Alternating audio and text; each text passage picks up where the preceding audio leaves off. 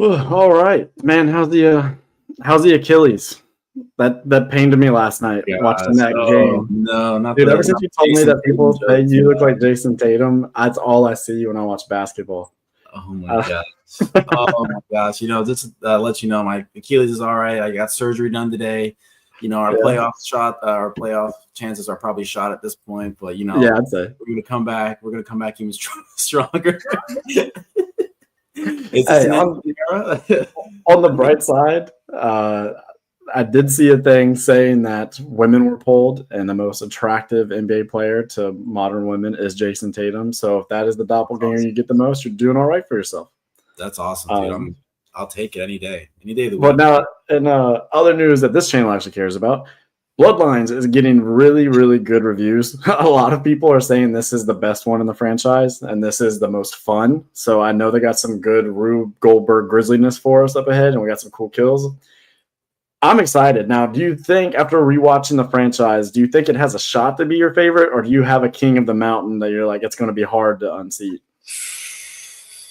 I think it does have a shot, to be honest with you. Yeah. I mean, the bar, as far as like a movie standard, is pretty low. But for a Final Destination movie, I don't know, man. I think the first one will be tough to beat. The first and the fifth one will be a tough one to beat, in my opinion. See, I think it can be done. I'm with you. I'm like, it can definitely be done. This is not a prestige franchise. This is not one that is like near and dear to my heart. I like it. I don't know that I love it. Yeah. So they can definitely do it. I'm watching that trailer. I got my hopes up. So the fact that the word of mouth is so good for this one has me excited, especially after rewatching all of these. But let's go ahead and jump into it because we talked about 1 and 2 on our last stream. So today we're talking about 3, 4, and 5. And getting started with 3. This is the one that was watched at like all the sleepovers, slumber parties, get-togethers when I was in middle school. This was like a rite of passage for middle school horror fans. It was our Final Destination, pretty much. That was the one you got to go see in the theaters and everything. And school was buzzing. Everybody was talking about the roller coaster movie. Yeah. We lived near Kings Dominion at the time, big amusement park. Mm-hmm. So you'd go in there, go on the biggest, baddest roller coasters, and then think about this freaking movie. Just like in Final Destination 2, where anytime you're behind a log truck, you think about that premonition scene. I thought about this roller coaster scene. You think about the tanning beds. If you've ever been out tanning or you go to a tanning salon. So I think 3, it's light on story, not the best acting, but as far as memorable moments, classic Final Destination stuff, I think it's up there. I think it gives you that. You even get a little bit of Mary Elizabeth Winstead coming off of stuff like Sky High. We had the luck of the Irish dude. So we got some Disney alums. So like for a younger millennial, this was like a made for me type of thing. Now, I know you're a little bit younger and I know you didn't seem to like it quite as much. So how did Final Destination 3 strike you on this go around? I'll be very honest with you. My experience is complete opposite with this movie. I've seen this one the least. I've seen this one the least, and I think I've enjoyed it the least overall. All right, so what's bugging you about it? Because for me, that is a bit surprising. Because I'm like tanning beds, the roller coaster stuff, the weight room, the motor to the back of the head, the nail gun. I just feel like there's so many good kills and moments in this one. There are a lot of good kills, but there's everything around those iconic kills. I think it's pretty weak, man. In my opinion, the tanning bed scene, iconic for a great many reasons. But four reasons? Yeah, about 4. I don't know, man. It's just come on, dude. They're singing "Love Roller Coaster." You have the Rube Goldberg thing going on, things bouncing off shelves, rolling over here, boards flying. You have glass cracking, flames popping. That's a good sequence. It was bombastic for sure. It was one of those where it gets right into it. They have a little bit of background of the characters. We'll talk about this when we get to the next one, where it's literally straight into it on the Final Destination, the 4th one. But this one, they do a little bit of that. Let's get to know the character kind of thing. I guess what you're saying. We talked about in the last video, even in the top Final Destination movies, there's always a little weirdness. There's always a quirky character or something that's just a bit off. So like you talked about 4, it can be the mom cutting up tampons and telling her kids to put the tampons in their ears.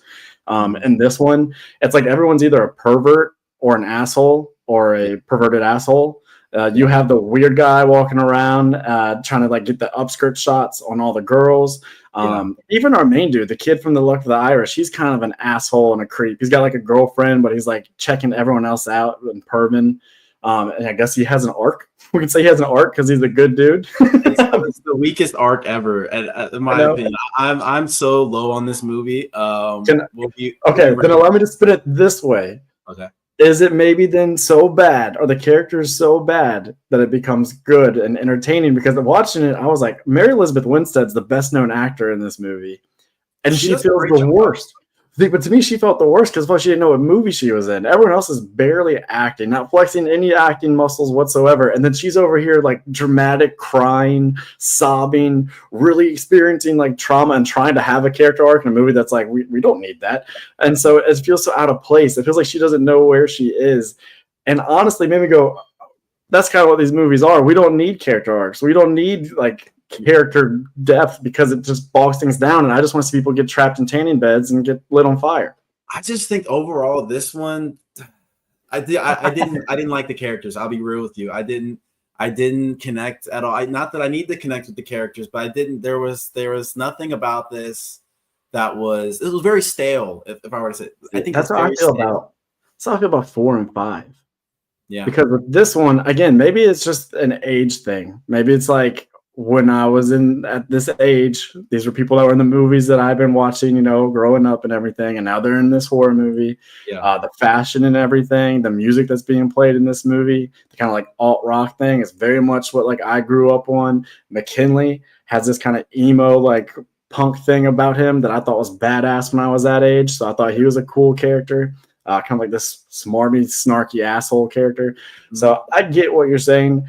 But now look at like 4, and again, everyone just seems so cookie cutter and bland to me. To where this one, I'm like, at least dude's walking around wearing like full on sweatsuits and like a little chain, and like this guy's got the blown out rock hair. Like there's some pop, some pizzazz. I won't deny this one does have personality. It does absolutely does have personality. But for me, I did not like the personality. It was very much of like it was there, but I did not like it. They made choices on what they wanted to do, and it just wasn't for me. But like I said earlier, there's some of the most iconic kills or deaths are in this. And really fast, side note, was Tony Todd in this one? No. Okay, I'm glad you brought that up. He's not in 2 of them.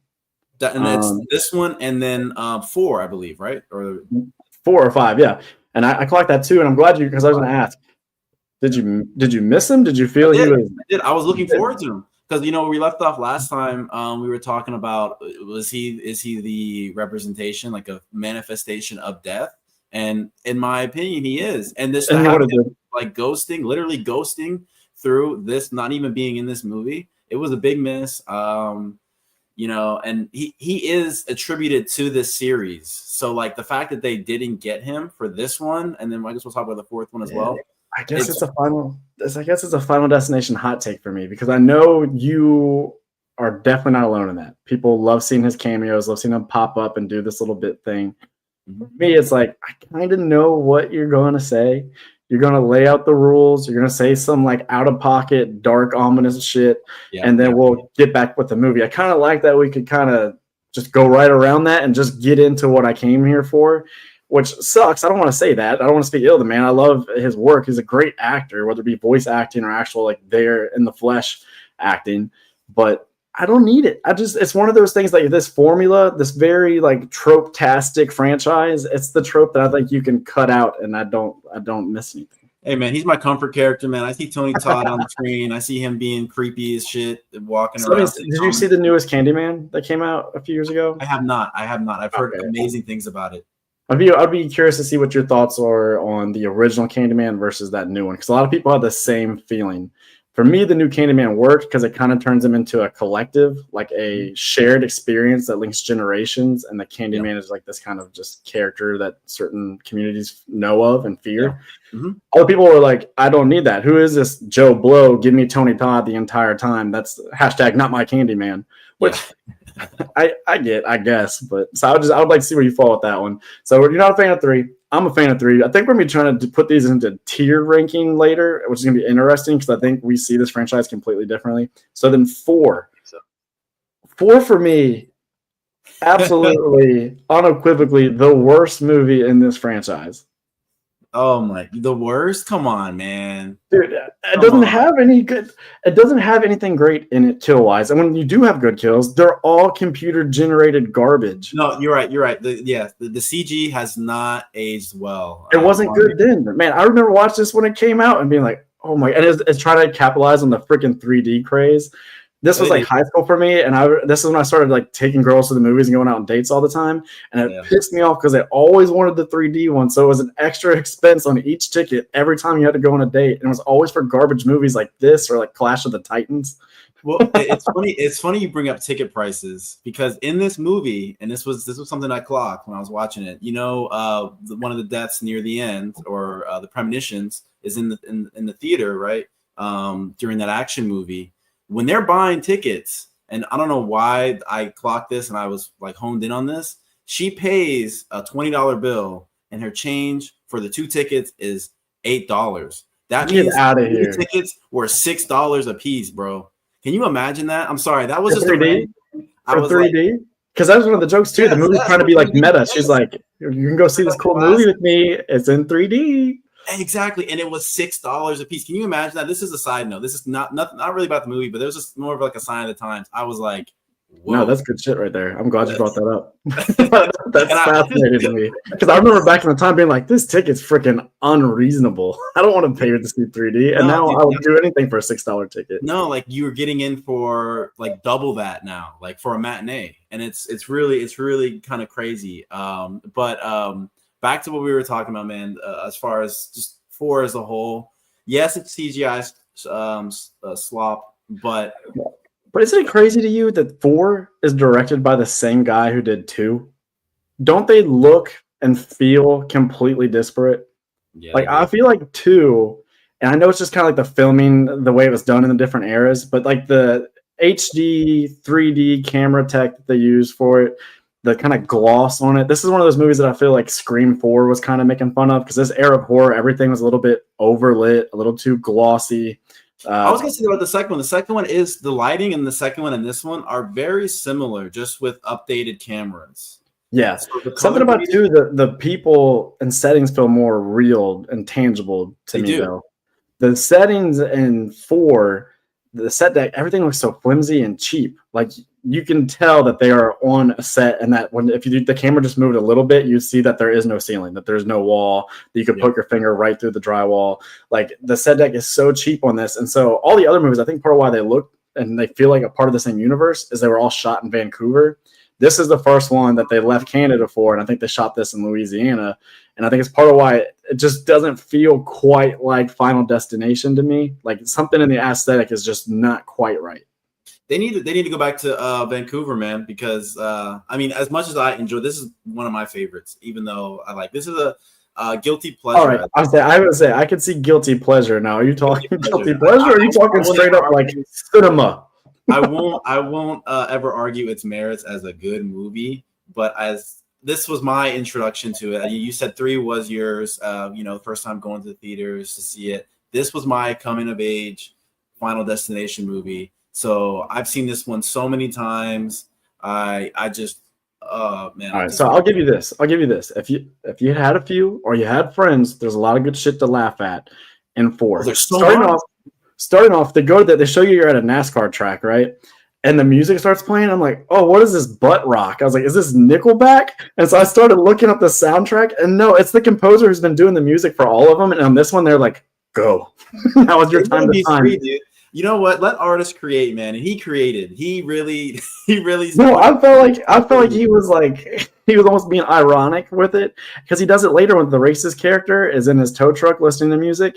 There's the most generic, shitty. Yeah. Well, there's that, but before that, there's the most generic, shitty version of like cover band Metallica being played. I looked it up, and that's him too. So basically, his assignment was like find the venue or find the character, know what they're about, and then make some shitty off-brand version of what they would listen to.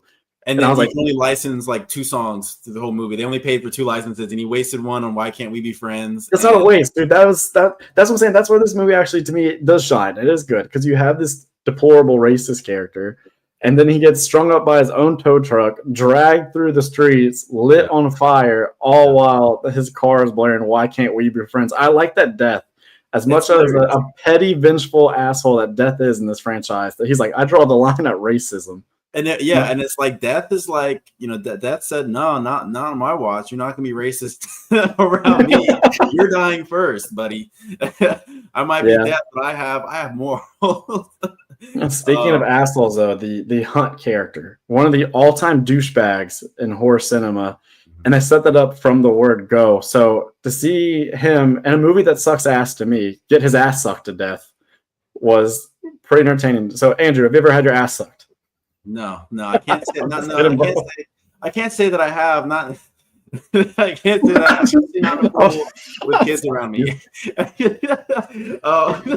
No, but that's the one that to me is the definitive kill of Final Destination 4. It's that one of him sitting there trying to grab his ass and rip it away from the sucking drain of the pool while his innards and everything is just shocked out of him. It's absurd. It could never happen, but it's freaking gold.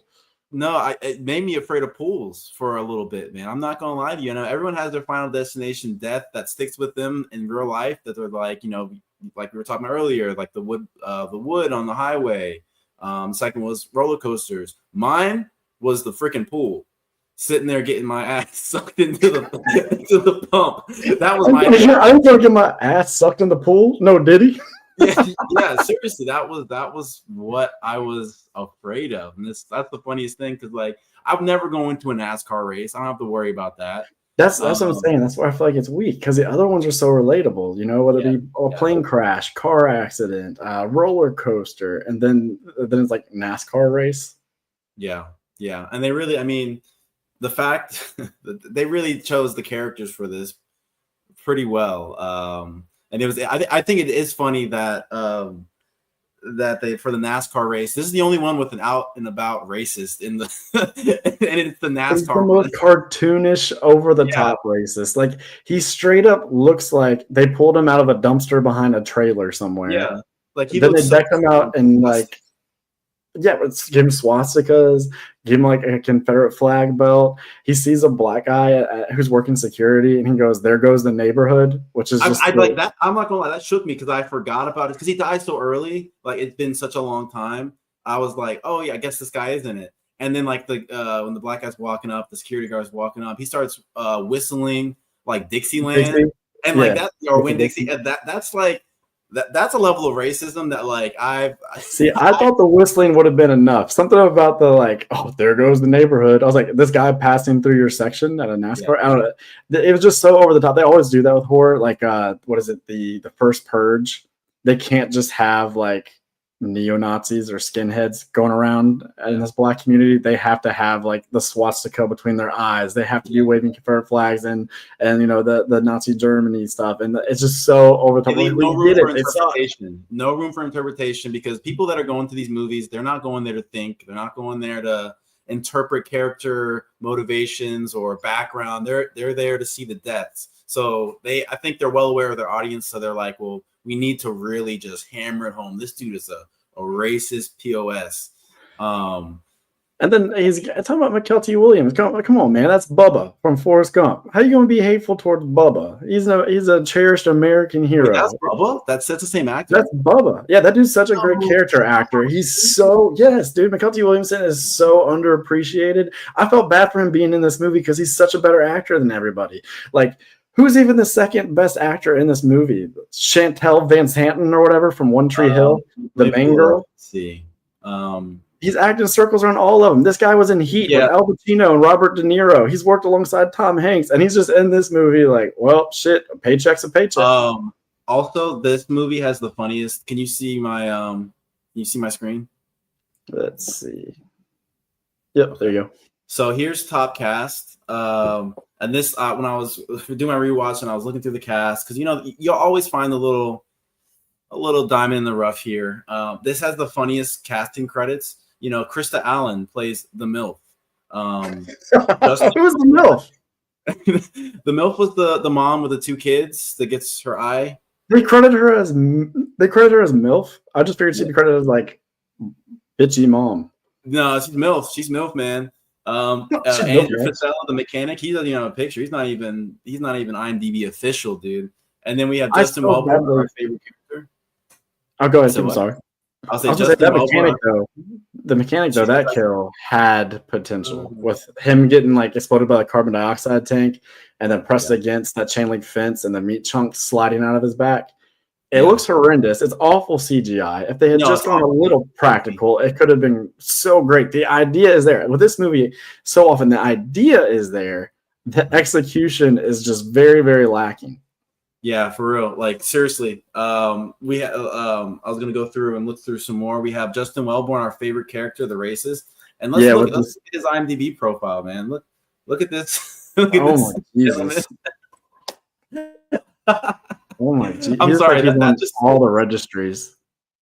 He's definitely not allowed around playgrounds. He's like, he's sweating. Can you look at his filmography? Has he acted since?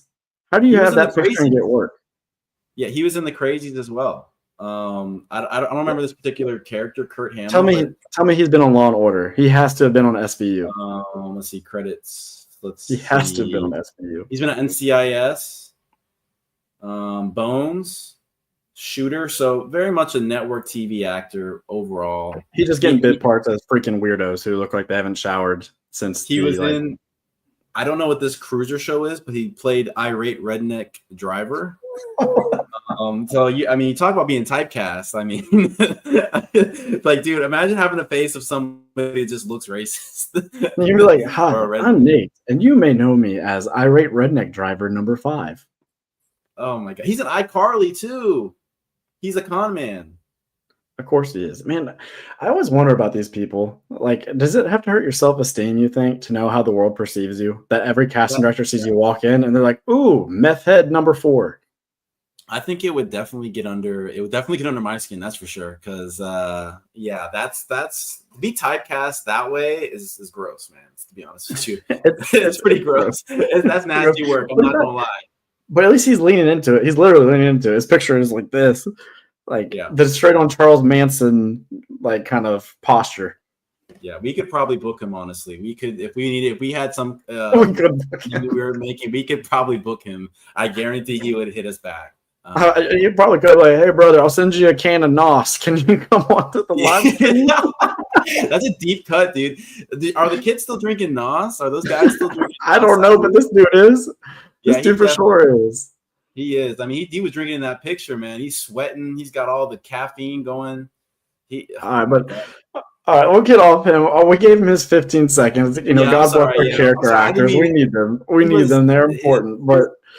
But okay, you said something. What makes 4 redeemable? Because to me, I don't know what you gave this on Letterboxd. I ended up giving this a 1.5, and I think I'm being too harsh. I think it's maybe a 2. I saw 2 is the most common rating for the 4th Final Destination. I'm giving it a 2.5, and the 0.5 is the fact that it is my favorite. Or not my favorite. I'm sorry. I don't mean to. I'm speaking too soon. One of my favorites. The movie's a 2. It sucks ass, but I love it. So have to at least get a 2.5. It's a comfort. It's my comfort Final Destination movie. I've seen the death so many times. I know what's coming. All the camp and all the gross stuff is like. I mean, that death right there with the tire coming from off screen. It's just burgundy blood splatter effects everywhere. I'll give you credit on that one for it. You know exactly what type of movie you're getting though, because then it shows her like severed corpse twitching on the pavement. Yeah. And then it just smash cuts into the title card with like absurd music. You're like, oh, okay, it's one of these. We are officially in late sequel territory with Final Destination. We're not remotely serious or dark anymore. This is my movie, man. I love everything about it. It's so predictable. They made it easy to digest. The deaths. I love that your perks for it are like, it's not scary. It's very stupid. It's templated to all fuck. The characters are lame. I know what it is before I watched it, and therefore I love it. No, it's just I don't know, man. I feel at home. I feel good watching it. It sounds terrible saying that, but I really do enjoy it. You can have those with horror movies. I'm a Halloween fan. That's my favorite movie franchise. I can't throw stones. A lot of the entries are dog shit. But like you're saying, I watched them when I was young, and now I can look at like Halloween 6, Curse of Michael Myers, and I can go, you know what? That's a good movie. I like having that on in the background. It's a complete pile of shit. It's ridiculous. It's an offense to the franchise, but I like it. No, like, I totally get what you're saying. Exactly this for me. I connect with it, man. What can I say? I can't explain it. So what is your moment though? What is the key defining moment? I love this freaking movie. Is it the ass sucking? Is it the guy in the movie theater? Is it the escalator of death? What is it? I think it would have to be actually no, hold on. We have to talk about first. Homie tries to what's the guy from Forrest Gump, his character, the black guy, right? Yeah, he tries to take his life a few times. He tries to take his life. I think that's the first time that happens in the series, right? Where a guy because in two, the black guy tries to fire the gun and it misfires 6 times. That's right. I forgot about that. Why is it always the black guy trying to kill himself? I mean, I don't mean to be that guy, but like, no, you're right though. Cracker ass franchise trying to make the black man look weak. I mean, if it happens a third time, if we go into Bloodlines and that happens again, I mean. But look, he made it funny. He sold the shit out of that. But he was like, man, I've been trying to kill myself all day. Yeah. Like, it's funny. They burst in the room. And they see him hanging from the fan, and he's like not moving. And then they go to help him. And you can see him like twitch, like, fuck off me. Like, please tell me on the DVD they had a montage. I just want every type of him trying to take his life and it going comically wrong. That would have made the movie another half star for me. They should have. Honestly, they should have leaned in heavy on that, just to kind of hammer home the inevitability of you're not dying until it is your time. But even then, they don't give him respect. He gets the death I hate the most in this franchise, where he just gets hit by an ambulance. He just gets hit by a car. And I know it's a callback to the first one. But like in a franchise that's all about how crazy are the kills, what in the room the first is one, the the second one? Oh, yeah, it was the first one because Stifler is in that scene as well. So that is the first one. Okay, yeah. It's kind of all of them. I think it's probably the most common type of kill in this franchise. It's like we've used up the budget. Just have the car hit a dummy. Yeah, and it gets me every time. It's the cheap jump scare death. It's like, it's got no Rube Goldberg kind of build up at all. It just happens. You can tell because when the scene is happening, the camera, like they're filming one way and then it has an awkward cut and then the angle's like slightly lower. And then you're like, oh, it's coming. Here we go. Yeah, everyone treats it the same, except for, do you like the Insidious movies? Yeah, I love them. All right. So 3, I don't know if you've seen 3. I think that has one of the best jump scares of that form of all time, to where she sees like this weird silhouetted like character like waving to her and she's like, who is that? What is it? And it doesn't use the same old camera trick that we're used to. It doesn't use the same type of cuts. So when she gets nailed and they pump in this like hard sound all of a sudden, that one just doesn't make me jump out of my skin. So if that's what you're into, I'd recommend that one to you. I need to rewatch the third one. Which one is that? The one, The Last Key? No, The Last Key, that's probably my least favorite of them. 3 is the one to where it's like a prequel and it follows Lynn Shay, the old woman, one of her previous cases, and the father and daughter are living alone, and she starts hearing someone knocking on the other side of her wall because they live in like a hotel. And she ends up getting laid up in bed because of the car accident. She has broken legs and everything, and so she's just trapped in her room while these demons mess with her, and so they can bring in Lynn Shay and everything. I need to rewatch. I haven't. I watched Creature Designs frequently, but after the first one, I rewatched the sequels less than the first one because the first one's just classic, amazing. First one's so good. That's another hot take for me. Of James Wan's movies, I prefer Insidious to Conjuring. I think Conjuring, yes, is the better technical film. I think when you look at a lot of filmmaking stuff, like if you were to go textbook, it's better. But Insidious to me just has way more personality and way more like unique X factor to it. Yeah. And the creature designs all through Insidious, like in that third one, they have the man who can't breathe. And it's just kind of like deceased old shambling guy with an oxygen tank, but his eyes are so sunken in and like snake-like, and he's got the oxygen mask. That dude, they nailed the design on those. So love Insidious, but I guess we should pivot back to Final Destination 5. We should get back to Final Destination 5 is kind of a return to form. It's become a bit of a, I don't want to say a cult classic. That's not the right term for it, but it is definitely a favorite amongst diehard fans when it comes to the franchise. If you like 4, I have to assume you really like 5. I love 5. I forget how much I love it every time I'm starting to rewatch. I've rewatched this one a few times now. I watch it every few years. Or this is only my second time watching it. I don't know why I don't click with these late sequels the way I do with the first 3. I don't know if it's an age and nostalgia thing. I don't know if it's the aesthetic of the films. I don't know if it's the cookie cutter characters that just kind of lack personality. There's like 2 or 3 guys in here, white guys with dark hair that do like the same type of hairdo, where they just both look like Tom Cruise's son. And so, okay, that's a great thing. Okay, great point there. Great, absolutely great point. Because I mean, we know how this ends and where this movie is in the timeline of the series, right? This one ends leading into the first one, right? So I think it is very interesting that you don't really know that, but they don't really hide it throughout the movie. Everyone's kind of dressed. It's only once you realize that you go, oh, wait a second. When I rewatch, you're like, yeah, nobody has cell phones. There's no like iMac on anyone's desk. There's no modern tech. It just looks so modern. You assume it's taking place in present day. But you talk about the twist, and everyone cites that as why they love this movie. Did that twist work for you? Did it do something for you? I think it's a cool little kind of wink to the audience of like, hey, yeah, this is where this is in the timeline. It gave it a little bit of a boost for me. And like the fact that, like you said, all these characters look like Tom Cruise and Jerry Maguire. Like this, like literally the secondary character, the guy that ends up trying to kill everybody at the end there. He literally looks like Tom Cruise. And I couldn't stop thinking about it. I'm glad I'm not the only one who thought that, because watching this, I was like, they just look like a different era of Tom Cruise. What is going on here? Yeah. No, but seriously. See, everybody loves that twist. To where even today, I saw a thumbnail of somebody doing their Final Destination 5 review, and it was like, that twist, though, with like the mind-blowing explosion thing. They're doing a lot. I wouldn't do all that for it. It's a cool twist, but like, I don't think it's groundbreaking. I think it's nice, but I don't think it's gonna be something that it's not really substantive at all. Like it happens, but if it didn't happen, it wouldn't change anything in the franchise. So yeah, it's like if you know, and I guess it's cool. But for people like, dude, that's one of the best twists ever. It's like, no, it's not. No, it doesn't really change anything. Neat. It's neat. I'd give it that. It's very neat. And it's like it contextualizes everything else in the movie. Because there are people watching it for the first time, like, well, why won't they just call someone on the cell phone? Why aren't they texting? And they were probably doing that. They're making the movie. They were like anticipating that, and so they let that in at the very end, so that the people that were maybe shitting on the movie, saying like, "Oh, this is so stupid. They could have done this."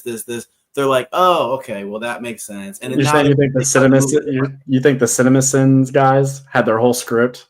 They're tracking along, and at the end they're like, "Fucking damn it!" Just have to rip it up and start over. Oh, now he can't. Now it's got like 20 less sins because it took out 20 of our nitpicks. Yeah.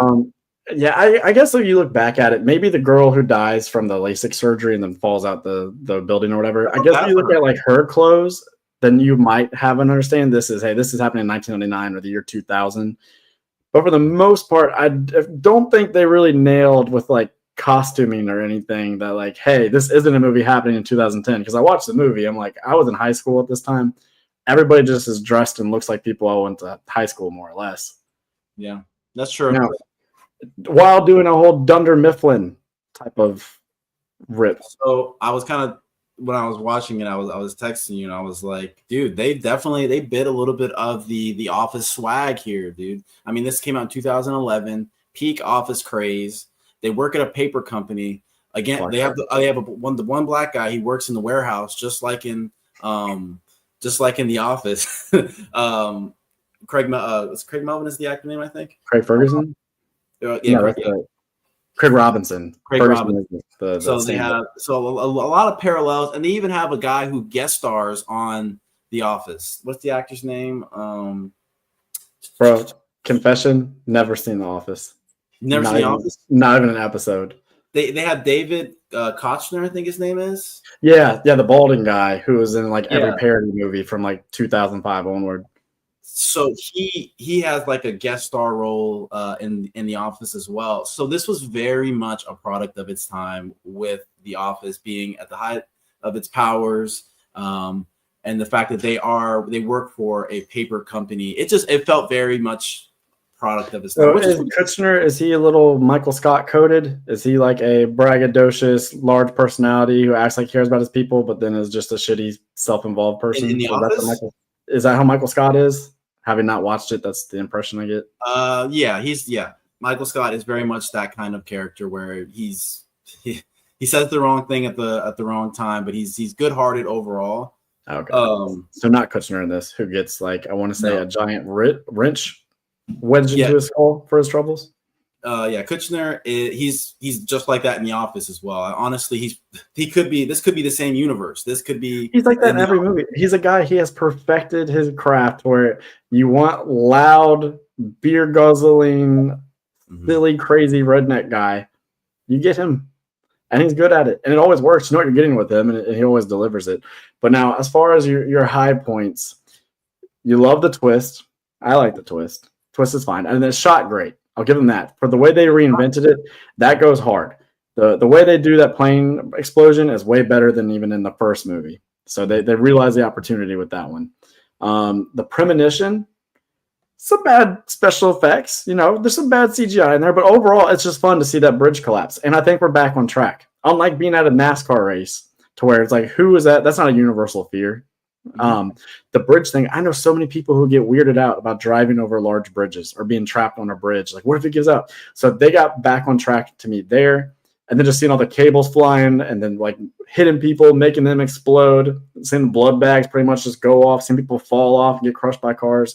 The hot tar, that was great. That was visceral. Seeing that's David that's Kushner or whatever getting melted while holding on to the side of the bridge. That was very visceral. And I'll give it to him. That one, the squeal, the kind of like pain shriek that he lets out, he sold it. As a guy who was always like a goofy bastard, that was one where I was like, I felt the pain of that. I felt the singeing of the skin on that. Yeah. And the Oscar goes to oh my God, yes.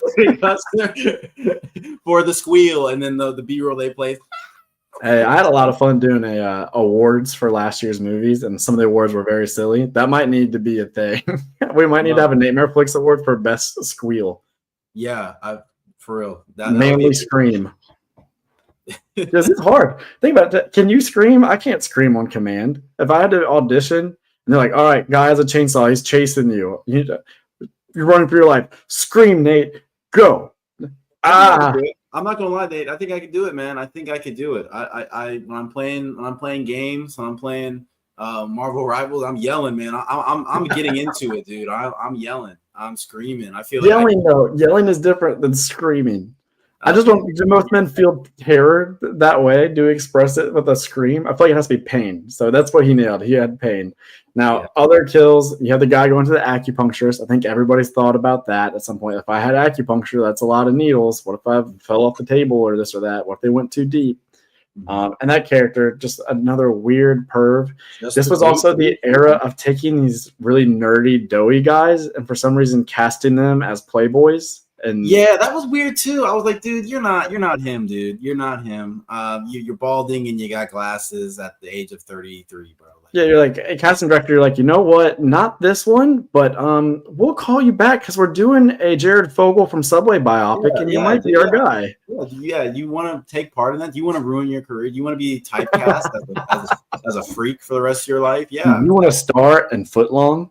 Yeah, in Footlong. No.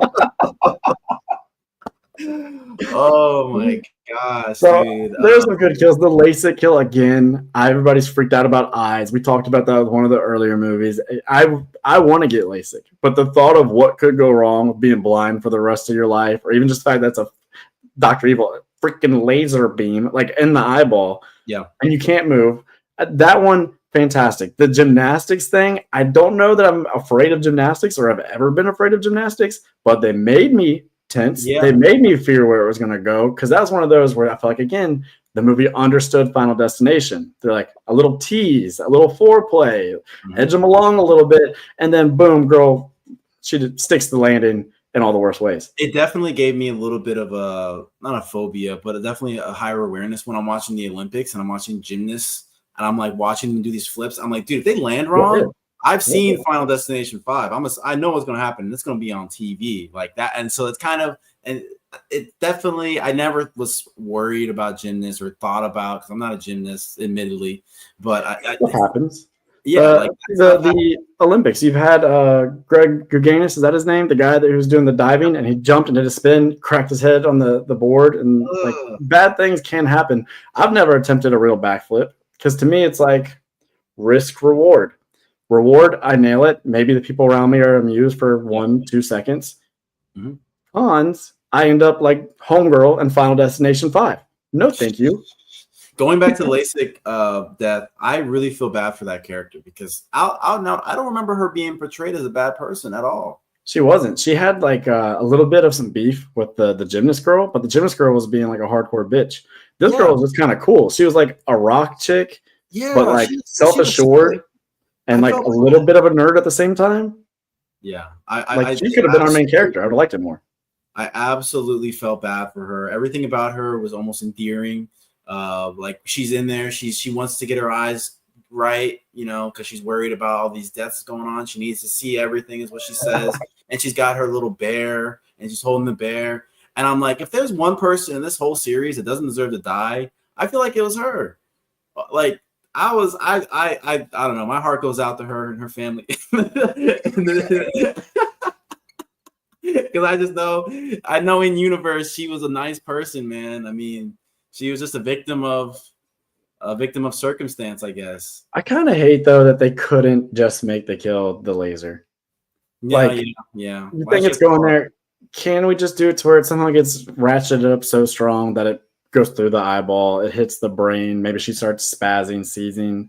It feels a little bit like Final Destination 1 because it's dark. It makes you feel a little bit unsettled. You're like, that was fucked up.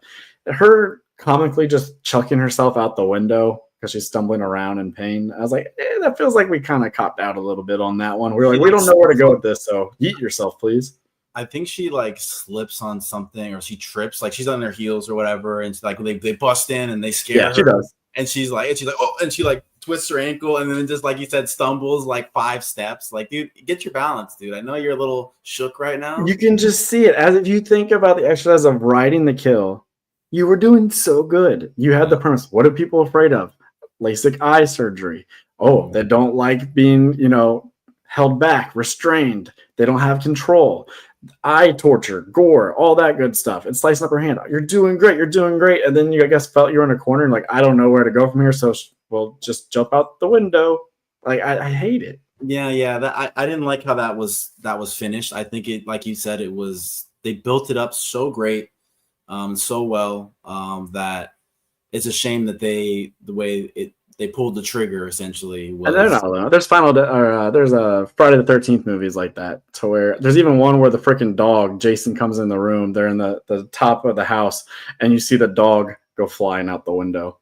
I think we're supposed to think Jason threw the dog, but it's definitely just a golden retriever who was trained. He jumps like perfect form, and I guess you're supposed to be like, no.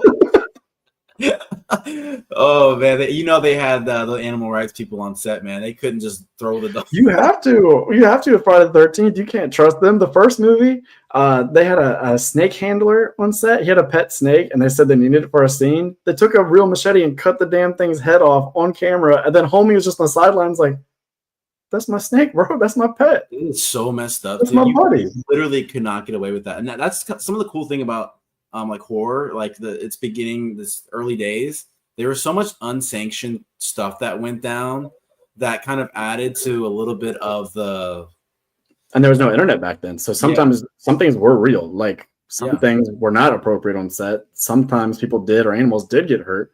So then we had other people hearing that like Texas Chainsaw was a real event, is based on a true story. People bought in, and they actually thought there was like a gas station somewhere in Texas serving you human bits, and then some lunatic was chasing you with the chainsaw. Blair Witch did it well. I mean, that was part of their marketing campaign. Like, it was very much... people bought in. And that's kind of like just the burgeoning of the internet, where it's just finally in everyone's homes, and they're not really sure what to make of it. And they had great grassroots marketing, and they had like the website you could go to that told you about the victims and just kind of like led you along a little bit, got you interested. even that, I wonder if I would have fallen for that if I was older, because I remember being like 5 or 6 at that time and hearing about it, and then seeing talk shows talk about it, and just looking at my dad and being like, that can't be real though, right, Dad? Because like they wouldn't try to profit off that. One of the victims' families be like super upset. Like all my dad's like, that ain't real, Nate. Yeah. Well, I believed it. Okay, I believed it. I think there was a little bit of like, because the internet was so I think esoteric is the right word for it. It was so early, so new. It was a very fresh space that people were interacting with each other in these forums, and it was a lot of a game of telephone. He said, she said, and like you said, grassroots marketing. That was really getting people in seats. I know we're getting way off track here. No, this is just, we're just talking horror now. I'm good with this. No, that's true, because you want to believe and you want to be scared and you want to be a part of something. I think that's the thing. Is like it's a shared experience. I remember with Paranormal Activity, they were the first to kind of popularize that thing of putting a camera in the theater and getting the audience reactions, and those would be the commercials. Where you didn't really know what the movie was. You just saw everybody's popcorn flying, people grabbing their boyfriend, and people jumping or averting their eyes. And you're like, what is this little indie movie that's making all the money? I got to go see this thing. It looks like the scariest movie of all time.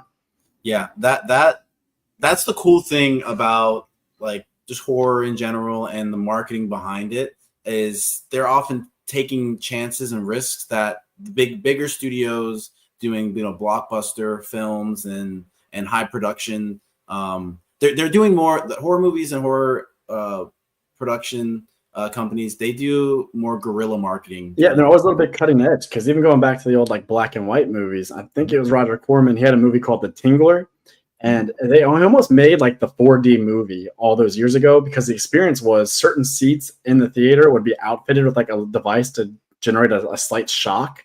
So when you're watching The Tingler, you'd get tingled, and like you didn't know when it was going to happen again or who it would happen to next. And so people are trying to come out and pay for that. Hitchcock did a lot of really cool marketing. Recently, movies I've covered, the first Megan movie, you could go online or go on Twitter and you could tweet at Megan or send her a direct message, and then she would send you direct message back using like AI or whatever. And I actually had a funny little rapport with Megan on there. Long Legs, there was all this stuff about the first time the lead actress saw Nicolas Cage in makeup on set, that her microphone picked up her heartbeat, and her heartbeat was going insane because she was so actually terrified of his like facade. And they used that, just her heartbeat, over the commercial.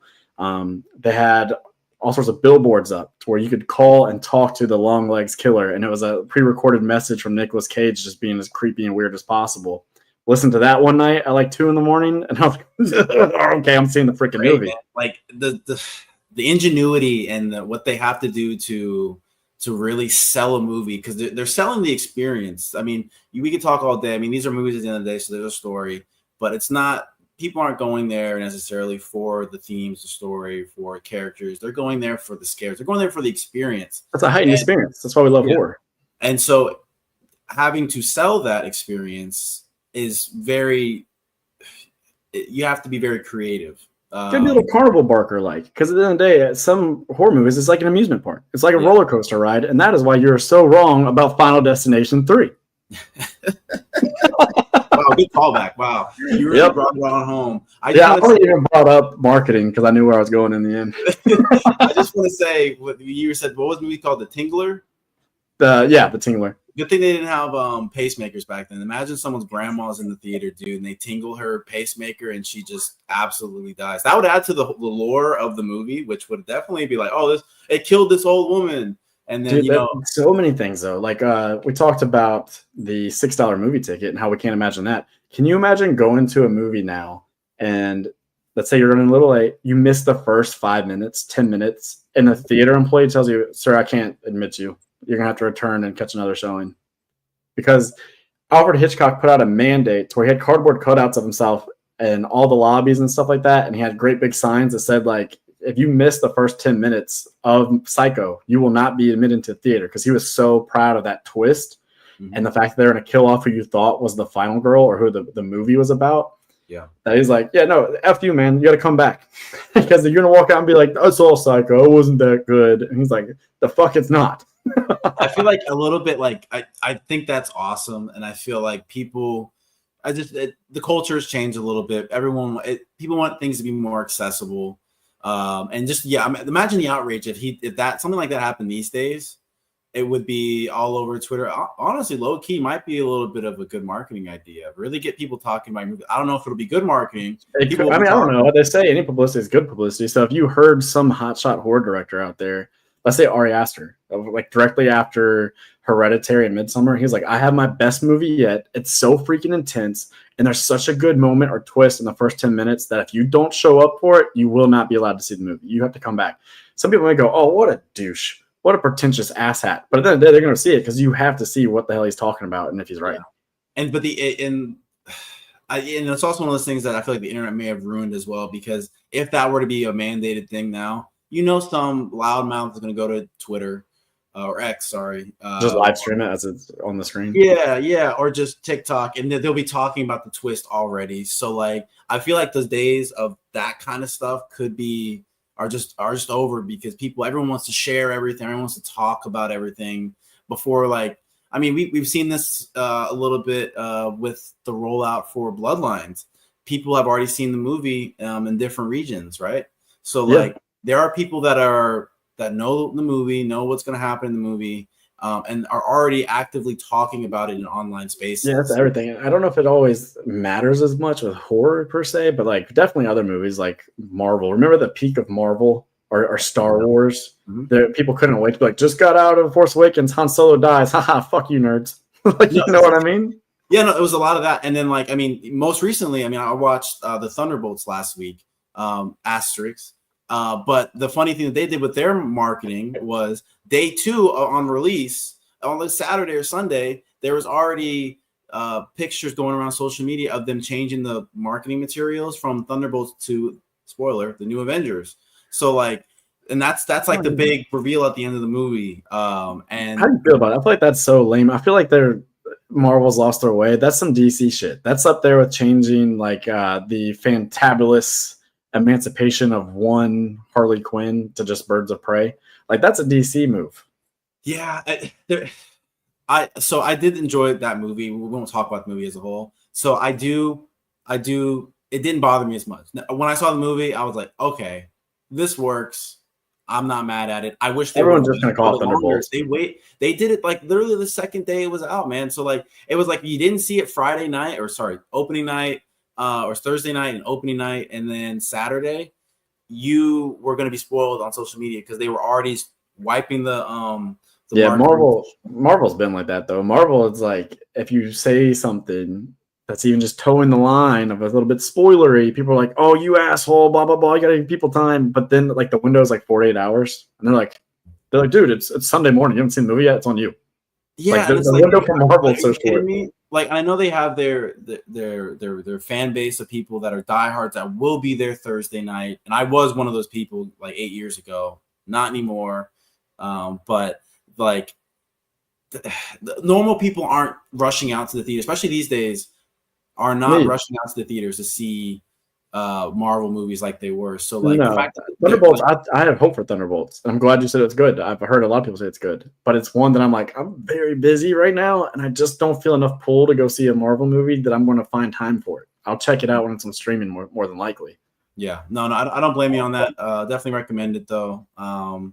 Let's get back to Final Destination. Do you want to do our tier list? Do we want to try to come up with a way to put these movies into tiers, even though we apparently don't agree on anything Final Destination? We can how about this? I'll concede one and you concede one. How about that? And we'll try to figure out. We'll see where conversation goes. If we butt heads too much, then we'll find a way to make it amicable. But we'll see how it goes. I'm just leading up to now seeing Final Destination Bloodlines and getting out and being like, oh, I hated it. Andrew's going to love it. Or vice versa. And I'm not even doing it to be contrarian or anything. No, we just got different taste. Yeah. Every time we talk about these movies, you're like, yeah, but I really liked that actor, and I feel like what they were saying there, that story, I feel like that worked really well. And I'm just over here like, not enough blood splatter. Oh, you tripped and fell out a window. I can get that anywhere, bitch. It's Final Destination. Let's go. Damn. Well, I have the tier list pulled up. If you wanna pull my screen up, so we can start parsing through these. Where'd we go? Oh, it's just me on screen. Yeah, you got access and you see it. It's taking away my man, we're just bobbing around over here. Here we go. There we All go. All right. So where are we? How are we feeling on this first one?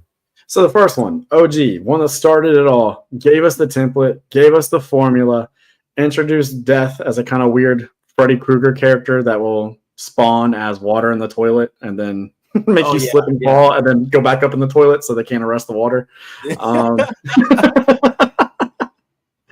No, jokes aside, weirdness aside, like naming your character Clear Rivers and then having her have a relationship out of nowhere. I'm willing to go. It's got to be first, the very top tier or the second tier. Where are you putting this? I will. The kill at the train tracks is dark. One of the darkest kills in the franchise. I feel like something about it just makes me feel a little bit off. You know what? Let's rate this on kills or deaths. Okay, so the sequence with the teacher in her kitchen. Fun sequence. Yeah, great. You have fire. You have knife blocks falling and knives landing in people's torsos. You have exploding glass going into people's jugulars. Exploding house as well. Made sure she was dead. She was already dead, and death made sure her body was blown up. So it's not always just about the kill. It's not about the thing that kills you. It's about like that lead up, the whole scene, and they get it with that one. So that one's great. The train track thing, great. Not a fan of the shower thing. I'll give them credit for making the blood vessels pop in his eyes. That does give it a little bit of oomph, but not a fan of the girl walking out in front of a bus. So as far as kills in this first one, maybe that third tier. You know what? I'm inclined to agree. If we're just purely talking kills, what I enjoyed seeing on screen. So yeah, because this movie had the audacity to try to be an actual movie and tell a story and have characters and just distract from people getting diced up. So yeah, they were finding their feet and they found it. They found exactly where they needed to be. They found their pocket. I like to say they found their pocket. They found their pocket, and then with 2, they realized where they're going to make their money, and the kills are off the freaking. I'm going top tier with the kills in 2. That premonition with the log truck, that's the most famous sequence of anything Final Destination. And it's also the funniest one as well. It has the funniest premonition. I think everything about that scene is hilarious. It's so over the top. It's so goofy. It's so. It's so that way. This series is. It's all of the above. So yeah. Homeboy at the end getting blown up by the barbecue and his arm landing on a platter in front of his mother. Like the weird like man boy who gets tucked in by his mama and goes to the dentist with the mobile, and then he gets just absolutely crushed by the plane. The guy being like tricated by the exploding. Yep. Good call back. The dude getting cut into thirds by the fence. That's one of the best in the franchise. Yep. So Final Destination 2 goes hard. That's got to be top tier. I will. For me, I will say this is either a high 2 or a low, or not. I'm somewhere in between here. But since you're high on it, I'll go ahead. Oh, you have it inverted. Okay, I was looking at it wrong because most people put top at the top, so we're like. So that's how I had it at first. That's why I had it at first. But like I was like, well, red kind of indicates bad in my eyes. So like, no, that's fine. I get what we're doing here now. So I've been saying put it at the top. No, put it at the very bottom. That's the best. And then for 3, to me, 3 can either be the very best tier or the runner-up tier. I mean, come on. Again, it's not as good as the log truck thing, but anytime you're on a roller coaster, you think of this movie. They got their bang for their buck. Tanning salon kill, one of the best sequences in the franchise. Yeah. You're right. I don't like the movie, but I can't lie. It is the deaths are very good, and the connection. Yeah, because you have the nerve to be out over here trying to actually tell a story and get to know people. I know. I feel like when it comes to this series, maybe I'm expecting too much from it. This isn't an A24 production, Andrew. No, yeah, you're right. Maybe I'm being a little too pretentious. I have my character development. Homie walks around, dresses like a goofball, takes pictures up girls' skirts, and so thus he deserves an engine in the back of his head. It's that simple. It's literally that simple. All right. But on that kill, can we say that kill works to me because we don't know that it's him? They're out there trying to find him. You're right. We don't see the face. I don't think they do that again in the franchise, and they really should. If Bloodlines uses that as a callback, and they realize that that was kind of something special, that was a nice trick, then I'll give them a little, half star right there. 4, dude. It's so I can't. Man. You know what? I would be willing to unseat the first one. No. I think it's. Are we trying to put one movie in every tier? Is that what we're doing here? Because then it's got to be bottom to me. Because there's nothing practical in it. It's all just weird, chunky CGI. And really, what stands out? Like, are you going to tell me a chick getting hit by a tire beats what you saw in the third movie, or is better? You're right. Let's stack it. You know what? We're not going to rank it. I was going to do a ranking. You know what? This series is so good. Perhaps I should have had A, B, C, D if we're going to do deaths. So you know what? Good, I'll go ahead and put it in 3. Okay, I'll acquiesce to 3 because they know that some of the stuff is stupid. They're very tongue in cheek with it, so that's redeemable. That's fine.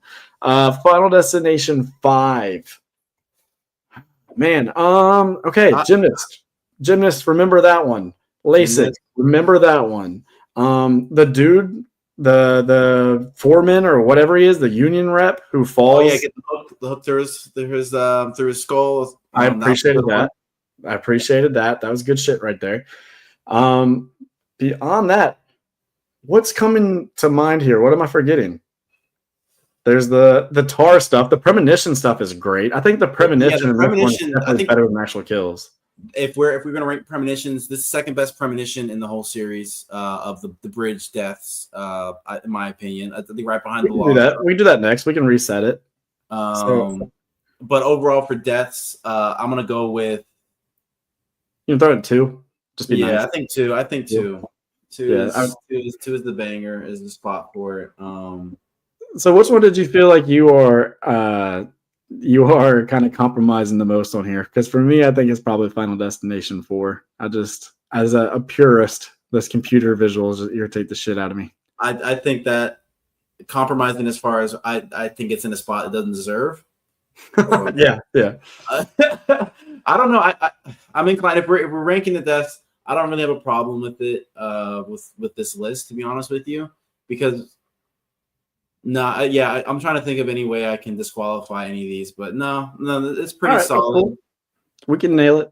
We can nail it like a nail gun to a girl's head in Final Destination 3. Yeah, or even in Final Destination 4, they used to nail it again. Up the wall. On the wall.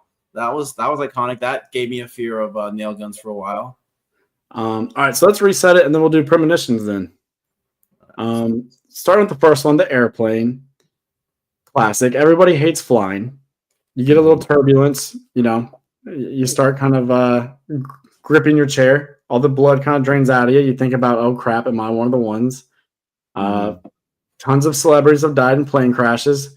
Just a real good universal fear, unlike the NASCAR race thing. So they were cooking with that one. I will say the actual sequence isn't maybe spectacular.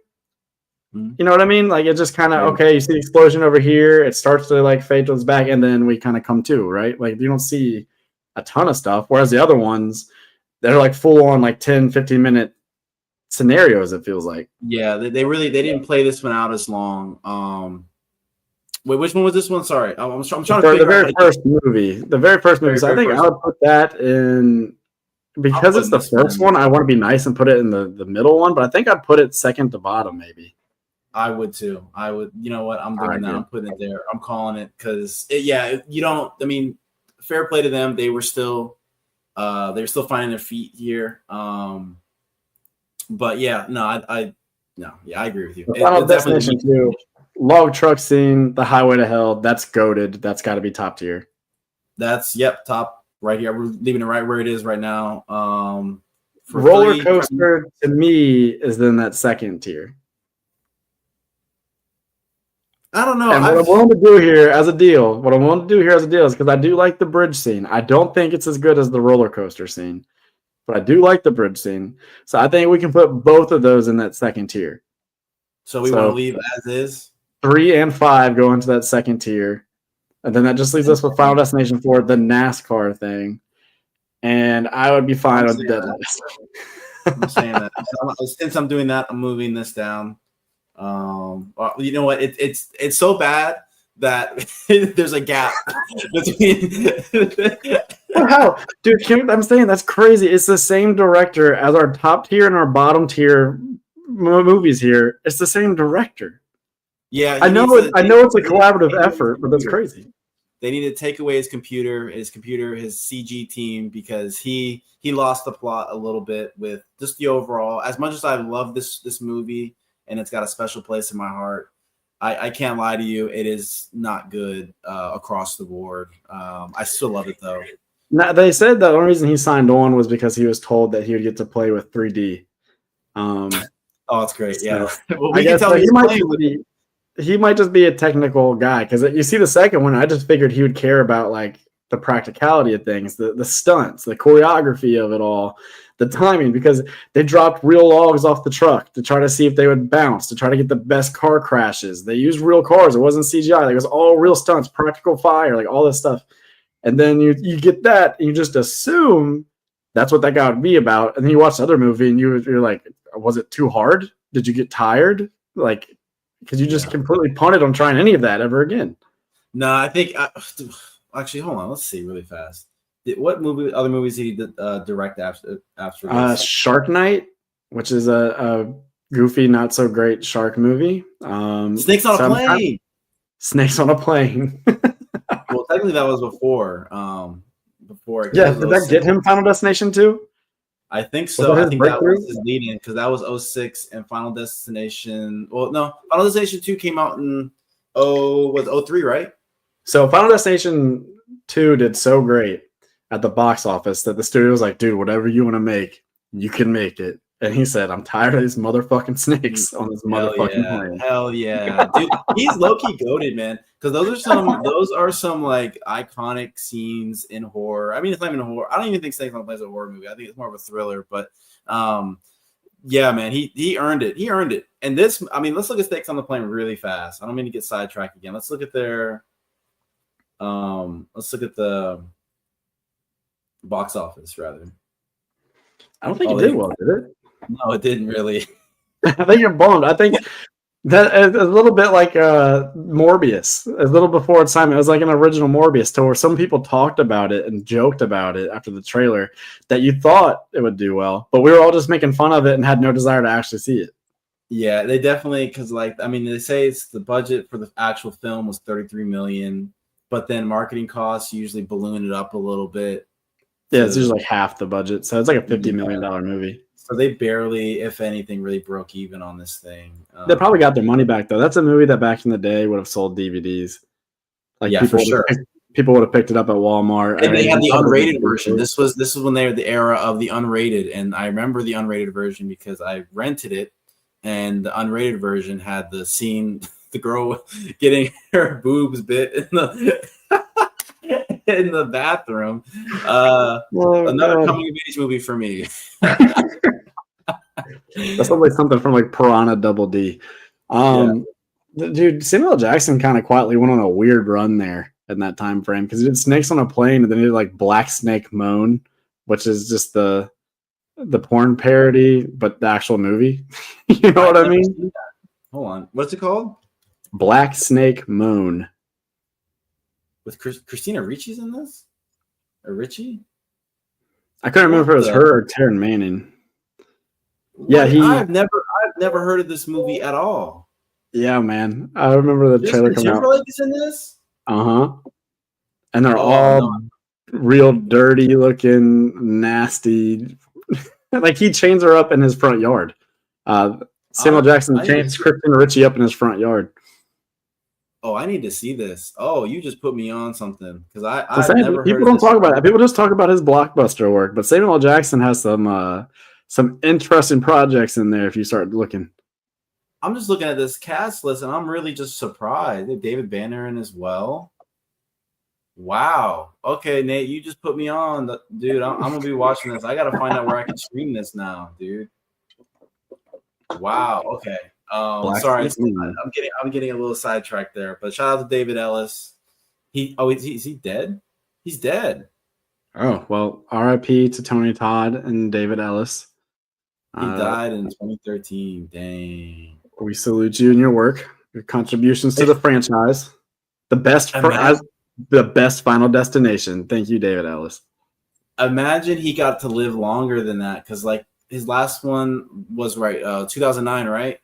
Oh man, we missed out on so many. He was experimenting in 09, dude. Imagine he got the full power of CG. He would have been a god, dude. He was taken from us too soon. What is the latest trend that he would be jumping on? Like, will he be doing one of these? I know probably something weird for Blumhouse. Blumhouse famously has these deals where like, hey, we can't pay you a lot up front, but if you'll be in our movie or work on our movie, we'll give you like 2% on the back end, because all of our movies are made for like 10 million and then make like 50 million. So we'll give you a cut. That's how they get, when they first started, that's how they got like Ethan Hawke to be in the Purge movie. That's how they had Lena Headey and stuff like that. Tell him that.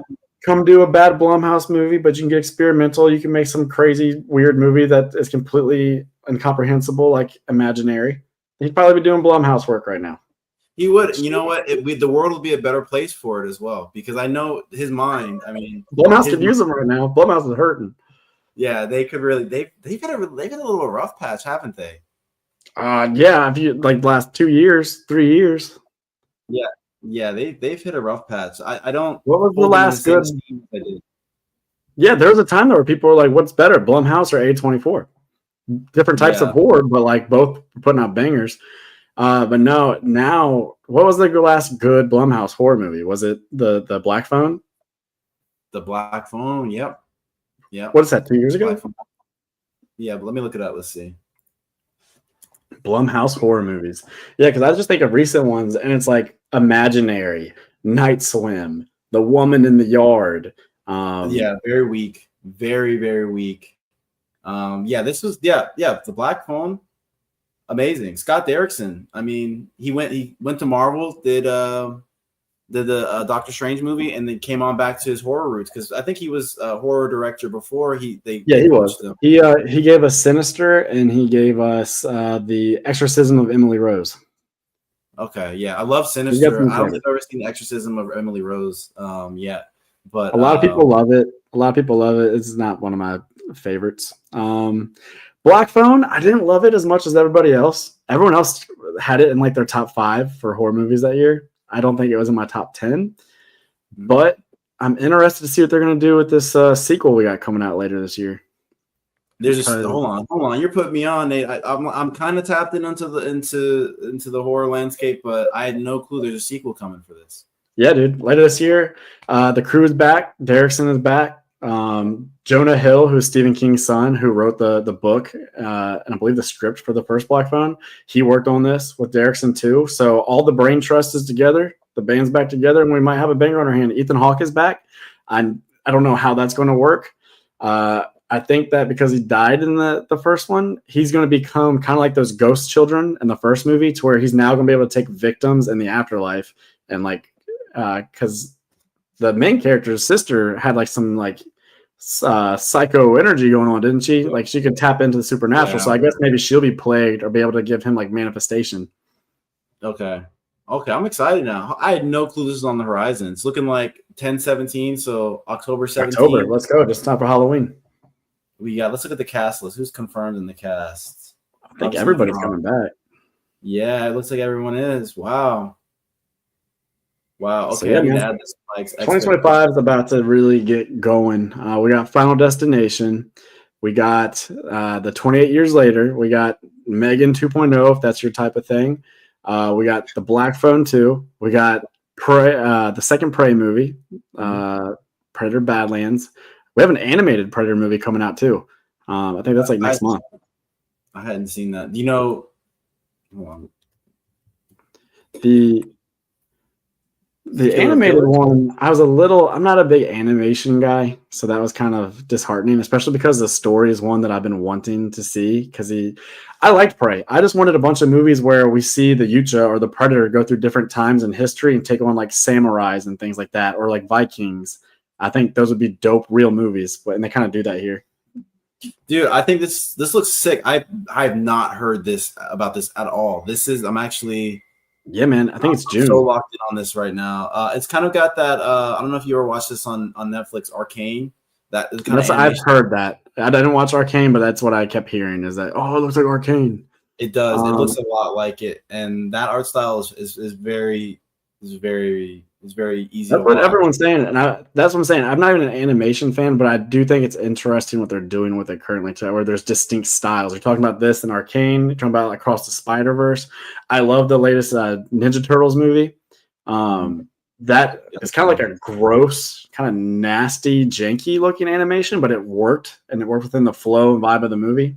It's a good art style. It's a good art style. Some of the heavy line work and the shading, it really adds character and accentuates features pretty well, man. I like the fact that studios are gone, or animation studios have gone a little bit of the wayside of, instead of trying to make everything hyper realistic, they've found animation and art styles that are easy to look at and compelling to watch. Because there was a time when kind of complement the themes of the universe. Exactly, because there was a time when everyone was trying to be hyper realistic with everything, because computers and CG was evolving at such a rate that everyone was like, oh, we want animated movies to look like real life. And then it kind of got to the point where it was like, no, we kind of don't. We want a good story. We want the animation to be a medium to also tell the story as well and carry some of those themes as well. Yeah, this little shot right here is kind of working for me. This burly mofo should probably put the hypodermic needle down, but I like the way he looks more than the Predator from Badlands. Yeah, dude, I'm in. I'm all in, Nate. You're selling me on this, man. I had no clue this was coming out. Yeah, dude, I'm down. 6, less than a month. Alien, with Alien Earth. I don't really know what the story is going to be with that one. They're kind of keeping it close to the chest. With what they've shown, like these little teasers, they don't really show you anything. They just kind of show you like a containment cell or something like that, or a chamber holding an alien or a xenomorph and it bouncing around about to get out. I don't know what they're going to do with that, but I loved Romulus. I'm glad that other people loved Romulus and that it did really well at the box office. And I'm just trying to get like these two tracks to converge, and I just want to see these freaking Predators and Aliens square off with actual talent behind the freaking lens this time. I saw Timothy Oliphant. Is it? I think today some a shot. Alien Earth. So what's that? And what? Alien Earth? Yeah, Alien Earth. It looks like I don't have the picture pulled up, but he looks like he's going to be a Wayland. He looks very much like you've seen Prometheus. Yeah, he's like a synthetic. He's like David, pretty much. I think so. So it's going to be pretty exciting. I'm excited for this one as well, dude. So much good media on the way. We have a lot to look forward to. Yeah, man. That's what I'm saying. When does it say? Do we have a release date? Because I looked this up, and they're being so hush hush. I couldn't find an actual release date for this show. August. They released it today, August 12th. They released a bunch of marketing material earlier August 12th.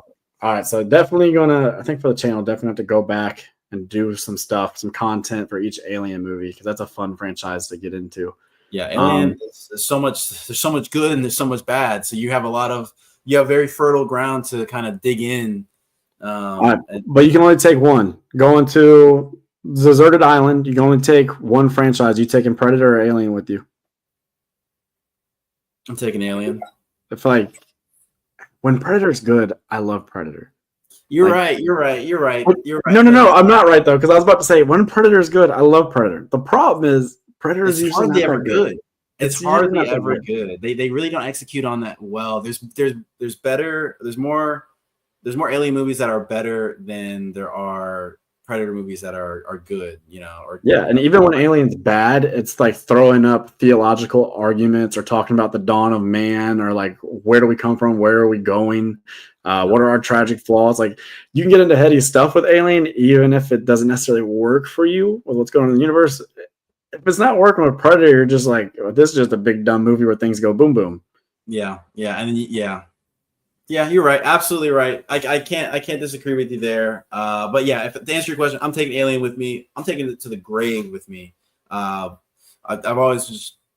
connected more with that franchise more than Predator. And I think they're teeing this up for us to get an Alien versus Predator movie. That's what I was saying. Yeah, Trachtenberg, who did the Prey movie, and then Alvarez, who did Romulus. Apparently they're buddies.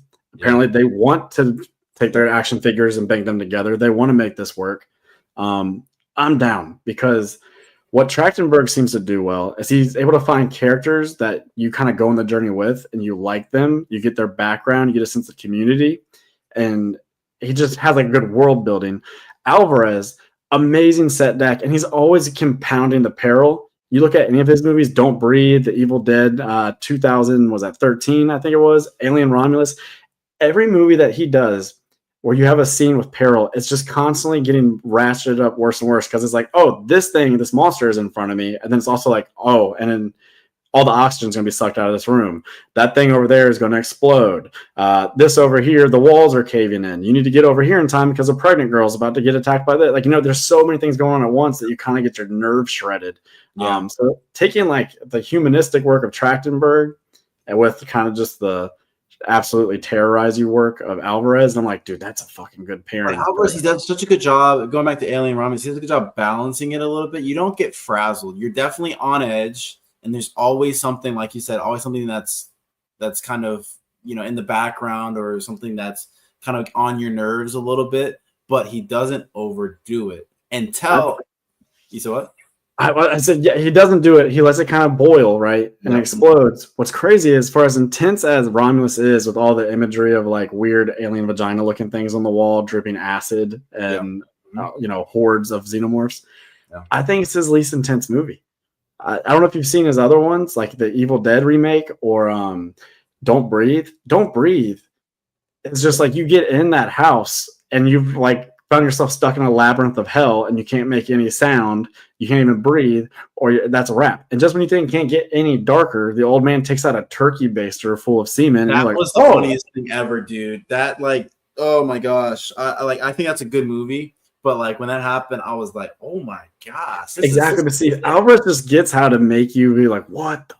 Because even then, turkey baster full of, just like that's bad enough. But the camera even peers in and it has a stray hair in it. And it's just like, I didn't think you could make it worse with that hair. It's just so freaking simple. That level of attention to detail really, really irks me, man. Cause it's like, why am I looking at a pube right now, bro? Like what am I gaining by this? That's what I'm saying. I love Alvarez and what he does. And if you haven't seen his Evil Dead movie, man, you're talking about doesn't go overboard. He goes overboard in that one, but it calls for it. Like, and eventually, like, people are taking blades and sticking their tongue against it and pressing it until it cuts the tongue in half. You have an arm getting severed and slowly just gravity pulling on it until it completely separates, and you see like those strings of tissue like stretching until it pops. Dude, I'll be so real with you. I think I'll have to pass on that one, man. I think that's the level of body horror. I may have been able to do that when I was younger, but as I've gotten a little bit older, I'm getting a little squeamish, man. I'm getting very squeamish. I'm not enjoying that kind of gore. That's the thing is, that's right. It sounds like torture porn when I say it like that. It sounds like not a good time. But the thing is, he found a way to make it so much all the time in that movie that it just feels like an amusement park ride. It becomes like, what the hell is going to happen next type of thing. And you stop being kind of like so squeamish that you're turned off by it. And then you're just like, this is an insane movie. They don't make them like this anymore. Like, it feels like something special. Yeah, for sure. You know what? You may have just sold me on trying to watch the Evil Dead remake. Did you see Rise? Did you watch Evil Dead Rise? I haven't. You know what? I have only seen the original Evil Dead a long time ago. And I haven't dug into any of it. Didn't click with you? No, it's good. It's iconic. But I guess you're right. It didn't click with me. Maybe like it did other people. See, I love the original, but it's for the cheap, crude effects. Like it's just Raimi's creativity on display. Like the problem solving and critical thinking to be like, we have no dollars. Yeah. How do we come up with everything I'm seeing in my brain? And the way they pulled it off through these like grueling long shoots and everything, it's just, to me, that movie stands as like an exhibition of like everything that's great about cheap horror. And then the second one is just like the ultimate cabin terror. It's so zany, so crazy. There's no shackles on Raimi whatsoever. Evil Dead special, man. That's one of those franchises in horror that doesn't have a miss, really. certain movies may be more your flavor than other ones. Some may not work for you totally, but it doesn't have a complete garbage fire in it at all. And that's kind of what I've heard. It didn't grab me. And the last thing I want to do when I'm watching a movie is be bored. And if I'm not in the right mind space to watch something, because if I find myself going to look at my phone, I'm like, oh, the movie's lost me. Like, even if it's a good movie, I might just not be in the right headspace to watch it. So I haven't felt like I have been, but I do want to watch those sequels eventually. Yeah, so the ones you would like, I think you would like Alvarez's the most. I think you would like Evil Dead Rise, the newest one. It's my least favorite, but I'm also, again, I just kind of like the older. I'm a bit of a purist, a little bit of a diehard. Little gatekeepy, try not to be, but like the newest one, a lot of people thought it was super intense, and to me, I'm like, I've seen way more intense. It didn't go there enough for me. But that being said, great performances in that.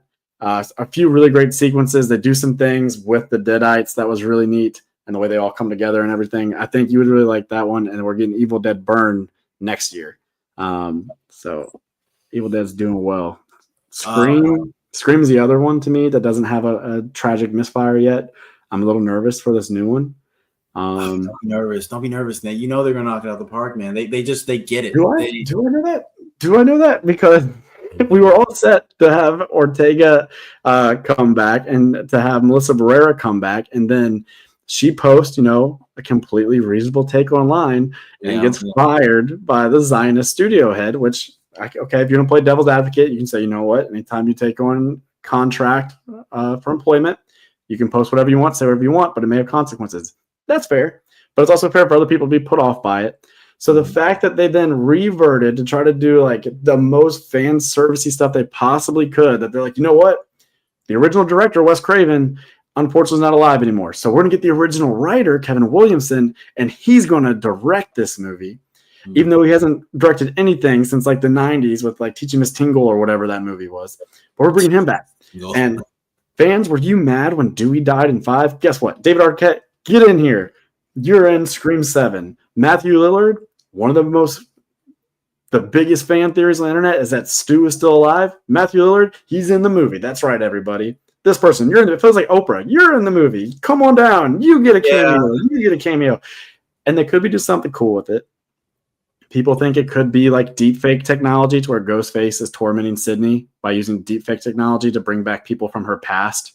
Past victims. That's an interesting theory. That's what I'm saying. That's where it gives me hope, because that's dark. That's twisted, and it has the Scream meta thing where it's kind of talking about relevant stuff. And it's adapting. It's adapting with the times and the audience. That's a horror series that can do that and not just rely on the original scares. It can grow with the viewing audience. It's priceless, dude, because you can always watch that movie and it'll be a product of its time. Yeah, it transports you to where you were, absolutely. How you felt about film at that time. Or even in some cases, if you weren't alive, say, kids in 20 years from now, if that's the way they take it, kids in 20 years from now, when they're going to go and watch through the Scream series, they're going to get to that movie and they're going to watch it, and then they can then talk to their parents, if their parents are letting them watch. That's one of the things I love about being a dad, is looking forward to being able to show my son movies. And then it's like, you talk about that, they do the deepfake thing, and to be like, well, this is why it was relevant. And then you can go show him like the Star Wars movies where they're resurrecting dead actors to put them in there as like Grand Moff Tarkin or whatever. You can just talk about like what was going on there and sort of the ethical dilemmas that we're facing here with film. So to have Ghostface use it and bastardize these people like that, I think that would be really freaking poignant and good. I don't think it would be good, because now we keep getting these reports. They keep kind of, messing with us, saying, look, Stu's back, and in a bigger way than you even think imaginable. Yeah. And I'm like, we can't do that, because it's just at that point, when you do revisit the other movies, everybody seems freaking stupid. Because the whole time they're trying to figure out who could be a suspect, or who do we go to get intel and what could be going on here. You're telling me he's been alive and been incarcerated the entire time? Why does nobody make mention of him? Why does nobody think to go see what's going on, to talk to, does he have computer access? Has he, has he been put out on parole?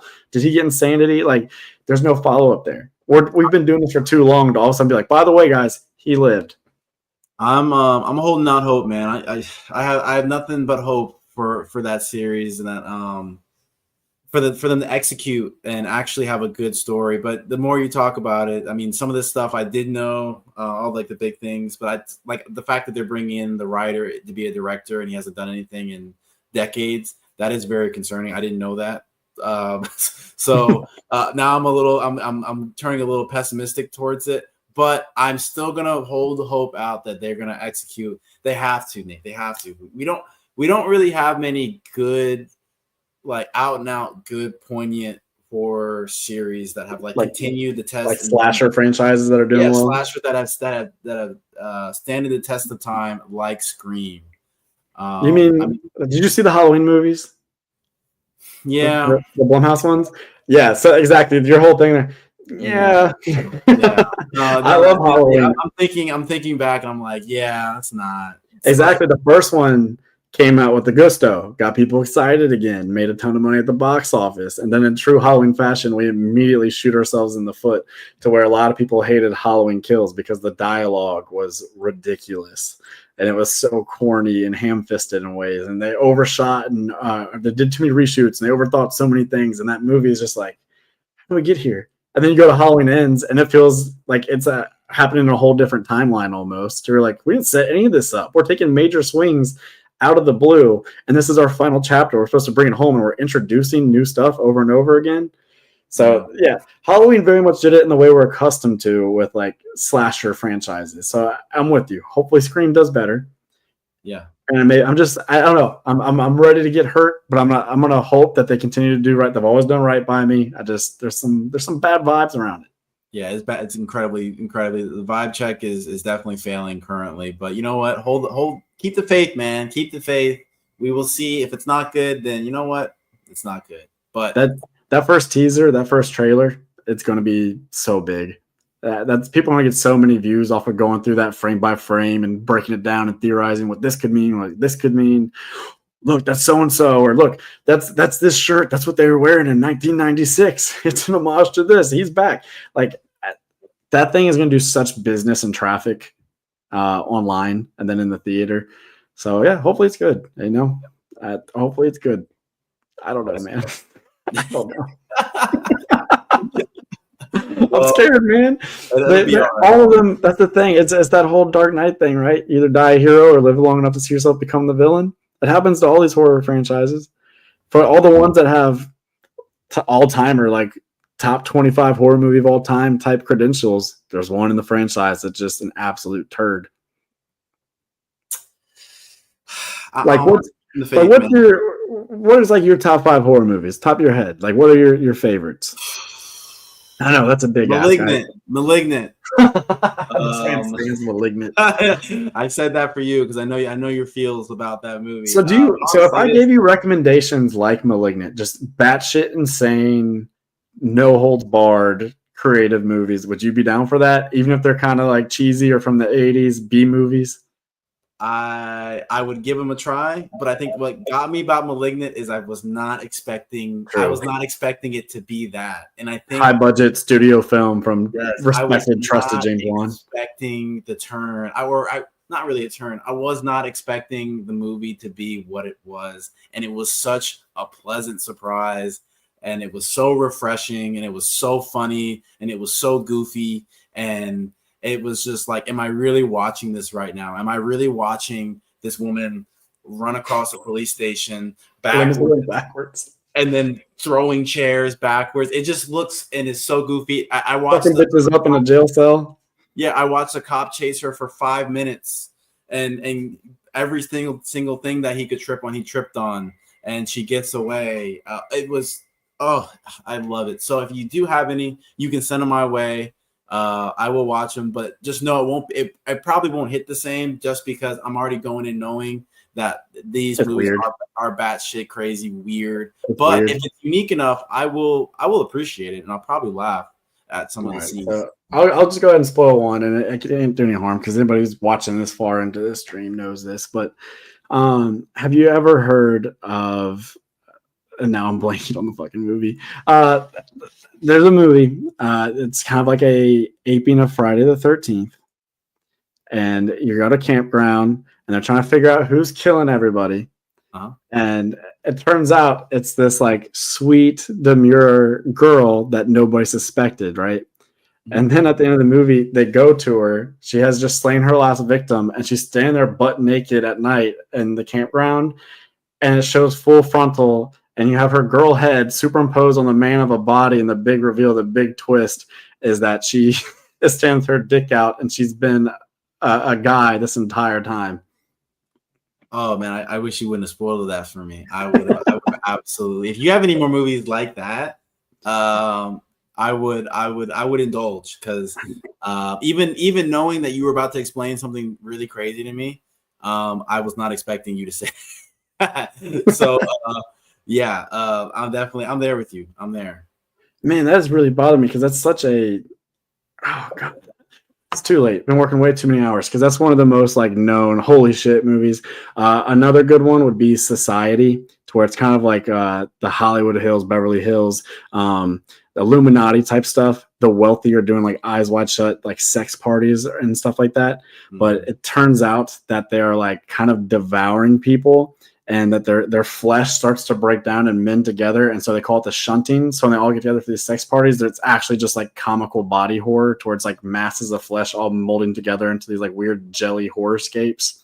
To where earlier in the movie, the main character is a high school boy, and he calls his dad a butthead. So when he breaks into the party and budges in on his mom and dad, and his dad literally is two ass cheeks with his face in between. He's literally become a butthead. Dude, hold on. I was imagining crazy. I was not imagining that kind of lunacy, and I'm in. Don't tell me anymore. Send me some of these.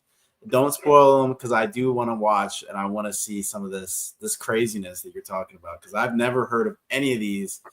All-time favorite, just out of the like blue insane B movie, would be Pieces, which is an Italian horror movie. It's a giallo, and where it seems like they are taking to task movies like Friday the 13th, Texas Chainsaw, Halloween, and it's just anything goes. Like there's a scene where out of nowhere the girl's walking the college campus, and an Asian guy out of nowhere jump kicks around the corner and starts going like, oh! And like all this other stuff, and it's not explained, never touched on, and then he just runs off, and basically the guy who's walking this girl's like, what the fuck was that? And she's like, oh, that's my kung fu professor. What? You have a kung fu professor?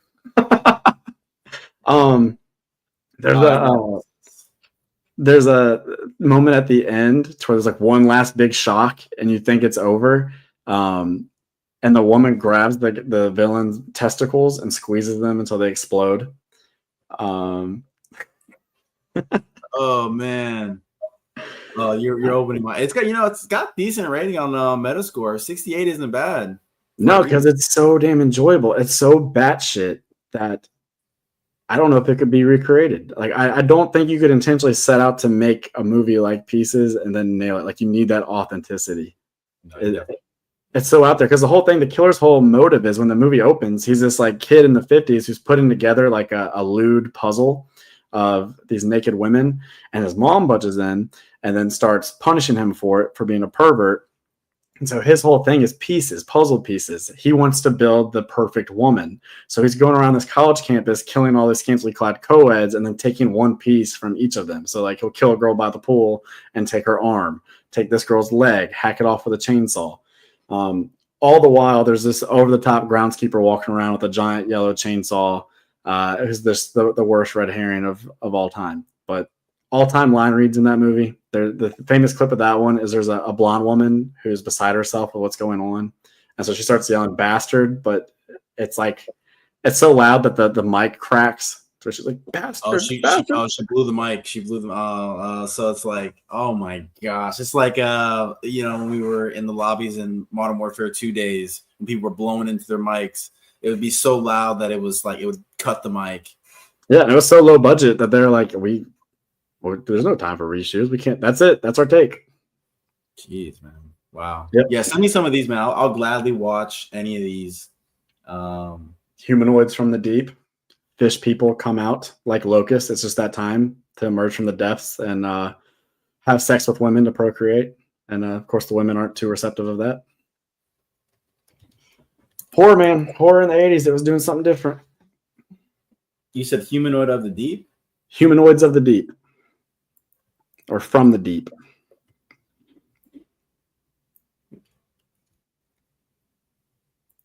Doug McClure. What's the rating on that one? 49 Metascore, so a little bit lower. 5.7. Okay. User rating. That makes sense. That's one that's either going to be for you or it's not. And that's definitely one that if you wanted to write an angry feminist college essay about it, you would have about 30 pages of material. Interesting. It's not long. None of these are long either. I mean, an hour and 20 on this one. Last one was an hour and 22 or hour 25. Yeah, it's just fun is the name of the game. They're just so bizarre. Interesting. This was on Prime. I could easily get this one. Yeah. All right, man. Well, I'm losing steam. I can't even think of the name of one of my favorite slasher movies that is notorious that everybody knows. So I think I'm gonna head out here, but we'll check out Bloodlines.